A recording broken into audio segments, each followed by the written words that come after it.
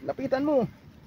So ayun na nga, dahil Friday na naman, mamimingwit na naman ang mga kaututan. Pagkatapos nga namin magkape ay lumakad na nga kami kaagad dyan mga kaututan. Kanya-kanyang bitbit na nga kami sa kanya-kanyang mga pamingwit. Nagmamadali na nga kami dyan dahil gusto naming abutan ang high tide ng tubig. At nang isinakay na nga namin kaagad ang aming mga gamit at nang dumating na nga kami, ay kanya-kanyang baba na naman sa mga gamit at yan, nagkanya-kanya na kaming pwestuhan dyan. At nagkanya-kanya na nga kaming sit up dyan mga kaututan. At maya-maya nga lang ay nakadali na kaagad ng isa ang aming mga kasama. Unang huli nga namin dyan at medyo malaki siya. Sana sa susunod pang mga huli, ganyan din ang kalaki ang mga mahuhuli namin.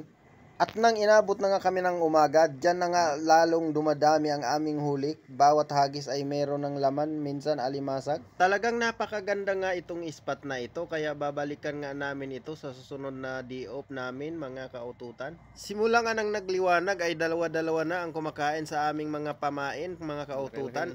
Eksakto nga na may kabayan na dumaan dyan at tuwang-tuwa siya sa aming huling dalawa. Pinakita na nga rin namin ang aming lagayan ng huli dyan.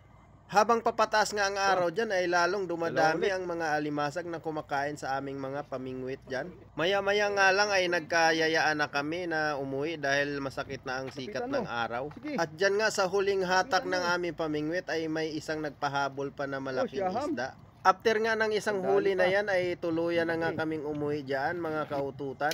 Pagkaraan ngang matanggal ang taga sa huling isda na huli namin ay tuluyan na nga naming nilisan ang tabing dagat. Uwi na mga kaututan. Uwi na mga kautot. Tama lang, ayos lang. Ayos lang yung huli.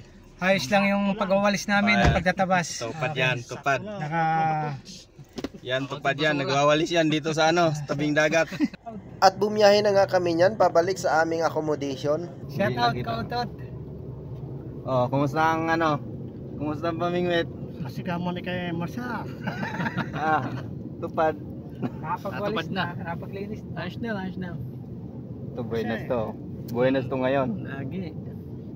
At yan na nga lahat ang aming mga huli. Nakarami din kaming alimasag.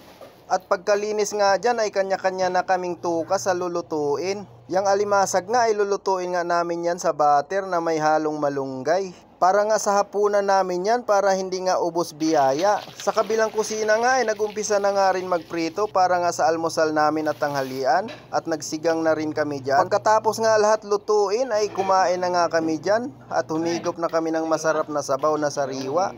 At kay sarap nga naman talaga ng prito na sariwa. At nagumpisa na nga kami kumain dyan at enjoy na enjoy ang trupang kaututan sa masarap at sariwang sabaw.